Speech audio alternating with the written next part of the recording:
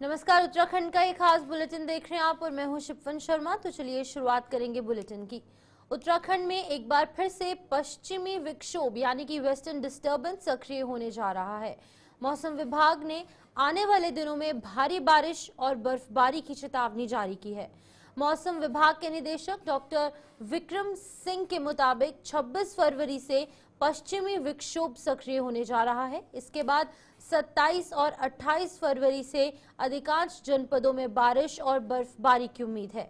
इसके अलावा 3000 मीटर से अधिक की ऊंचाई वाले क्षेत्र यानी उत्तरकाशी, रुद्रप्रयाग, चमोली, पिथौरागढ़ और रुद्रप्रयाग में भारी बर्फबारी की संभावना है। लेकिन 26 तारीख से जो एक पश्चिमी विक्षोभ है वो आ रहा है, उसकी वजह से आप देखेंगे कि हल्की से मध्यम तक की जो बारिश है वो गढ़वाल क्षेत्र में आपको 26 शाम रात से दिन से वो मिलनी शुरू हो जाएगी। और जो कुमाऊं क्षेत्र के भी अंदर के डिस्ट्रिक्ट उनमें भी कहीं कहीं पर जो है, जो पिथौरागढ़ है, बागेश्वर है, उनमें मिलेंगी 26 को भी जो है। जब आप 27 को जा रहे हैं तो रेनफॉल एक्टिविटी में काफ़ी बढ़ोतरी हो रही है। तो आप ये कह सकते हैं कि ज़्यादातर जगहों में 27 तारीख को जो है हल्की से मध्यम बारिश आपको प्रदेश में देखने को मिलेगी।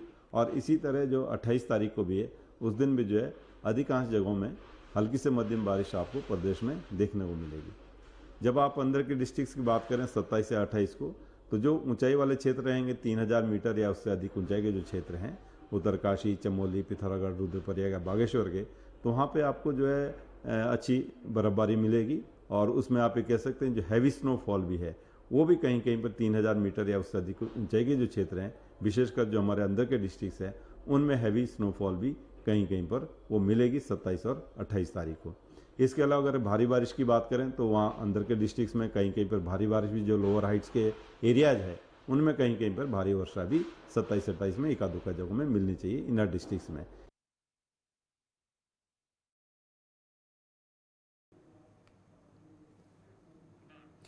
वहीं उत्तराखंड में स्मार्ट मीटर को लेकर लगातार विरोध जारी है। एक और जहां पर सरकार इसको आम जनता के हित के लिए बता रही है, तो वहीं पर तमाम लोग इसे सरकार की ओर से पूंजीपतियों को लाभ पहुंचाने वाली नीति के तहत काम बता रहे हैं। प्रमुख सचिव ऊर्जा डॉक्टर आर मीनाक्षी सुंदरम ने एक बार फिर से इसको लेकर स्पष्टीकरण दिया है। उन्होंने कहा है कि स्मार्ट मीटर लगने से बिजली उपभोक्ताओं की रीडिंग या बिलिंग संबंधित शिकायतों में अप्रत्याशित तरीके से कमी आएगी। साथ ही वर्तमान में स्मार्ट मीटर बिना शुल्क के बदले जाएंगे। उन्होंने कहा कि स्मार्ट मीटर अत्याधुनिक बिजली मीटर है जिसका कंट्रोल उपभोक्ता के हाथ में रहता है। इससे आपको पल पल बिजली उपयोग की जानकारी, सभी जरूरी सूचनाएं, बिजली उपयोग की तुलना, भुगतान के कई विकल्प मिल जाएंगे। उन्होंने बताया कि ये एक राष्ट्रीय कार्यक्रम है जो भारत सरकार के सहयोग से भी सभी राज्यों में चलाया जा रहा है।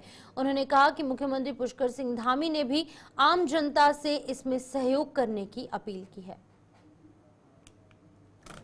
मैं 2 दिन पहले प्रेस कॉन्फ्रेंस किया था, उसमें भी मैं उसी समय साफ किया था कि प्रीपेड कंपलसरी नहीं है। अभी वर्तमान में हम लोग पोस्ट पेड का ही व्यवस्था चला रहे हैं और भारत सरकार से भी इस बात का इंडिकेशन मिला है कि अभी आप पोस्ट पेड ही इसको चलाए हैं। और केवल उत्तराखंड नहीं है, जो अन्य प्रदेश जो लगा रहे हैं वहां पर भी पोस्ट पेड व्यवस्था में ही अभी चला रहे हैं।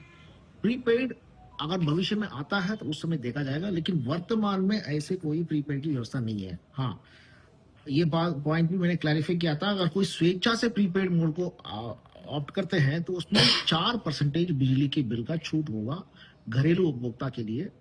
और अगर गैर घरेलू उपभोक्ता है, कमर्शियल है या इंडस्ट्रियल है, तो उनको 3% की छूट मिलेगी। तो अभी किसी प्रकार की प्रीपेड व्यवस्था नहीं है।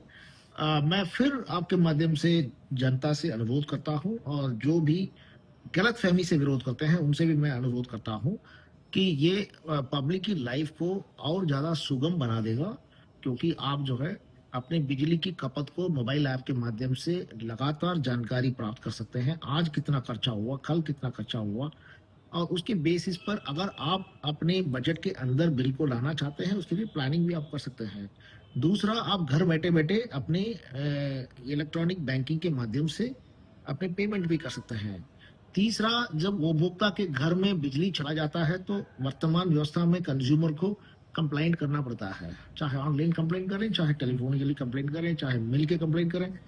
अब इन सब चीजों की आवश्यकता नहीं होगी। जैसे स्मार्ट मीटर काम करना बंद कर देगा, तुरंत अलर्ट चली जाएगी यूपीसीएल के दफ्तर में, और वहां से इमीडिएटली फॉल्ट को अटेंड करने के लिए कर्मचारी आ जाएंगे।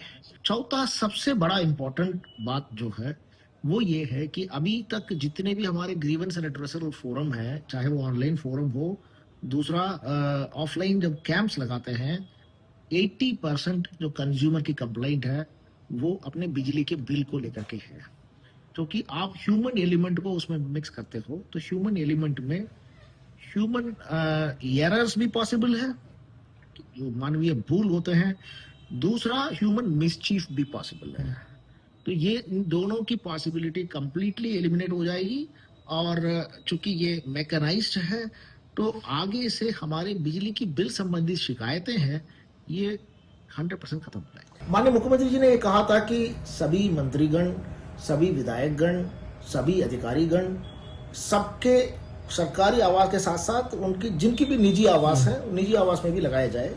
तो ये हम लोग लगाना शुरू कर चुके हैं, और इसके समय समय पर प्रेस नोट भी देने के लिए मैंने एमडी यूपीसीएल को कहा है, तो यूपीसीएल उसको तत्परता से काम कर रहा है। सर, एक सवाल और है इस मीटर को लेकर के। कुछ विपक्षी दलों का कहना है कि 1 साल पहले तक ही इलेक्ट्रॉनिक मीटर लगाए गए, अब उसके बाद इन मीटर को लगाने की क्या आवश्यकता आन पड़ी है?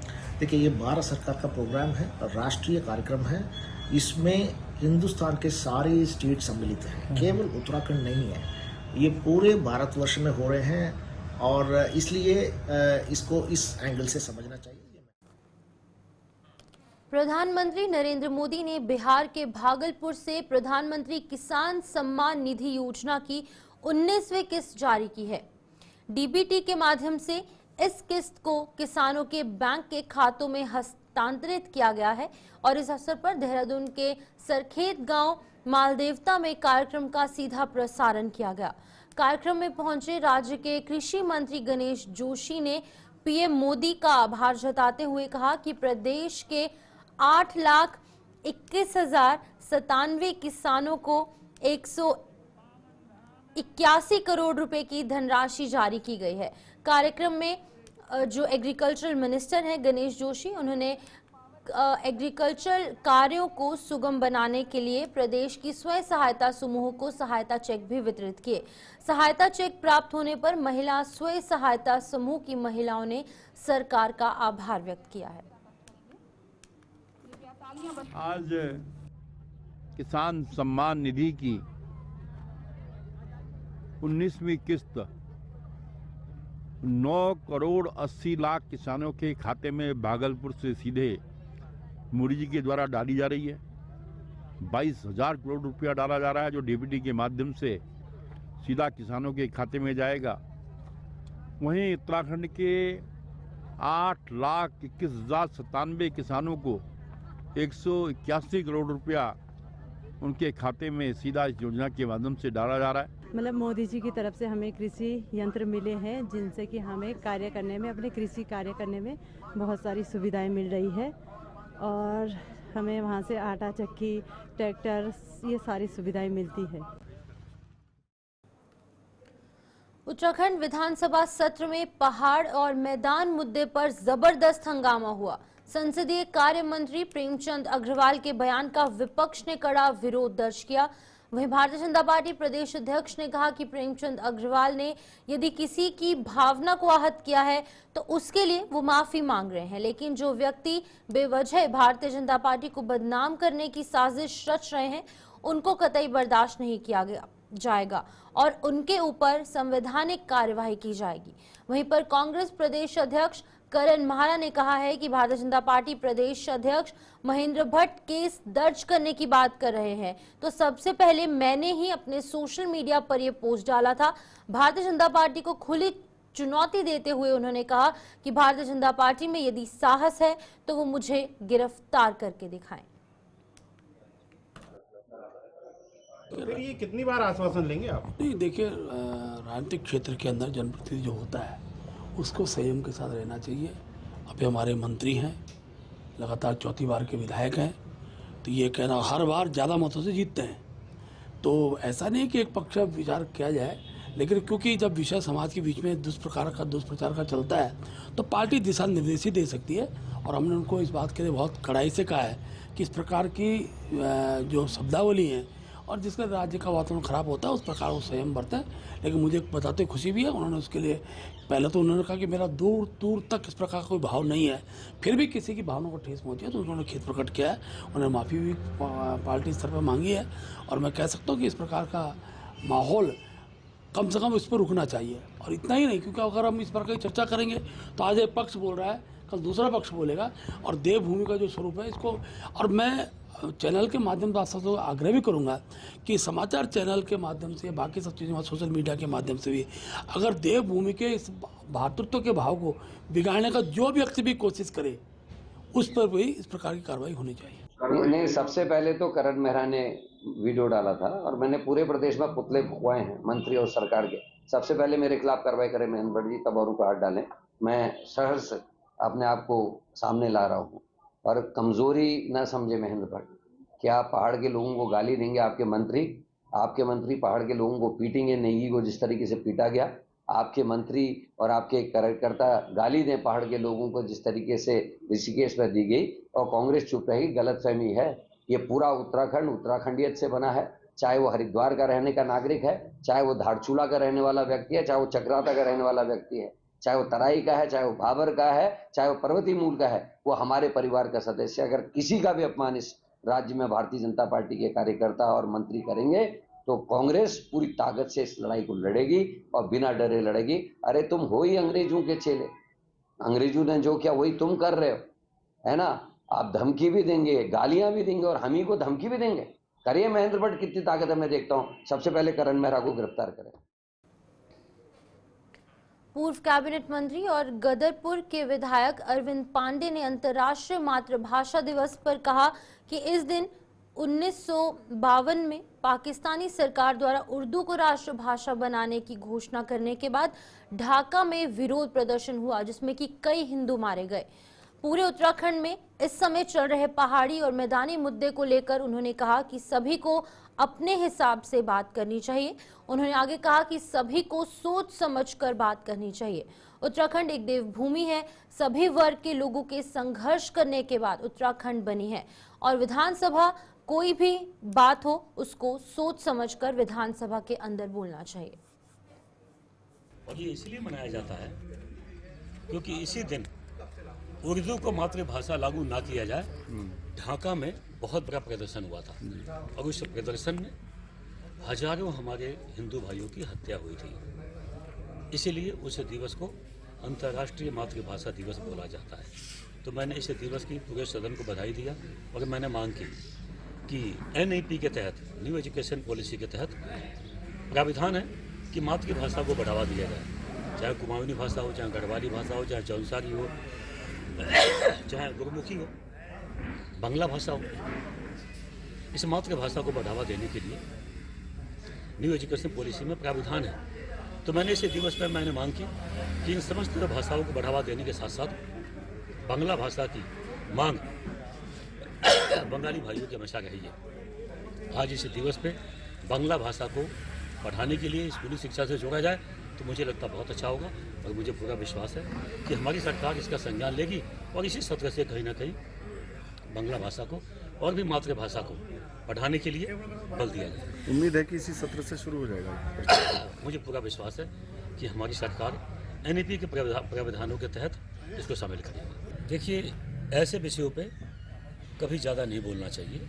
बात हमेशा करनी चाहिए प्रदेश के विकास के लिए और शब्द पे ऐसा बोलना चाहिए जिससे किसी का हित हो। कुछ घटनाएं दुर्घटनाएं हो गई हैं तो उस पर टिप्पणी नहीं करना चाहिए। इसको, ऐसी चीज़ों को किसी कीमत पर बढ़ावा नहीं मिलना चाहिए।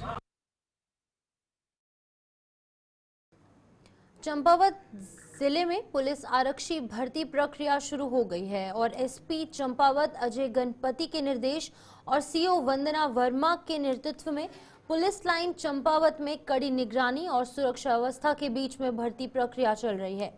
SP अजय गणपति ने बताया कि पुलिस आरक्षी भर्ती प्रक्रिया की शारीरिक दक्षता परीक्षा शुरू हो गई है जिसमें जिले के 2694 युवा प्रतिभाग कर रहे हैं। भर्ती प्रक्रिया 24 फरवरी से 1 मार्च तक संपन्न की जाएगी।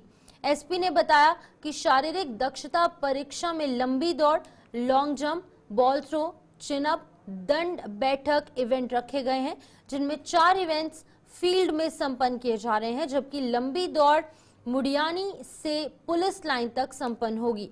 एसपी ने बताया कि भर्ती प्रक्रिया पूर्णतः पारदर्शी तरीके से आयोग द्वारा दिए गए निर्देशों के तहत संपन्न की जा रही है। प्रत्येक इवेंट राजपत्रित अधिकारी की निगरानी तथा वीडियोग्राफी के बीच संपन्न की जा रही है तथा भर्ती प्रक्रिया संपन्न कर रहे पुलिस कर्मियों को कल ब्रीफिंग कर आवश्यक दिशा निर्देश दे दिए गए हैं। जो उत्तराखंड पुलिस की आरक्षी भर्ती प्रक्रिया है, ये चंपावत जिले में 24 फरवरी से 1 मार्च तक चलेंगी। इस पूरे भर्ती प्रक्रिया में चंपावत जिले में 2694 बच्चों द्वारा शारीरिक परीक्षा में पार्टिसिपेट किया जाएगा, जिसमें 5 इवेंट है टोटल। 4 इवेंट ये फील्ड में है, जिसकी तैयारी हमने पूरी तरीके से कर ली है। बॉल थ्रोइंग इवेंट है, एक लॉन्ग जंप वाला इवेंट है, चिन अप है, दंड बैठक, ये फील्ड वाले इवेंट्स है। तो इसके संबंध में सभी को कल ब्रीफिंग करके सभी की ड्यूटीज लगवा के उनको कल निर्देश दिए गए थे। एक इवेंट हमारा जो रनिंग वाला है वो क्योंकि यहाँ पे रनिंग ट्रैक की अनअवेलेबिलिटी की वजह से ये मुडियानी से पुलिस लाइन तक ये 3 किलोमीटर का रनिंग का ट्रैक ऑन रोड किया जाएगा। तो ये इवेंट 5वां इवेंट है।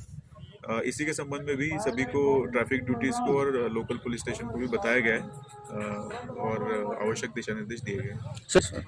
देखिए, ये भर्ती प्रक्रिया जो होती है उसकी तो चलिए फिलहाल उत्तराखंड बुलेटिन में इतना ही। दीजिए इजाजत और आप बने रहे गुलिस्तान न्यूज के साथ।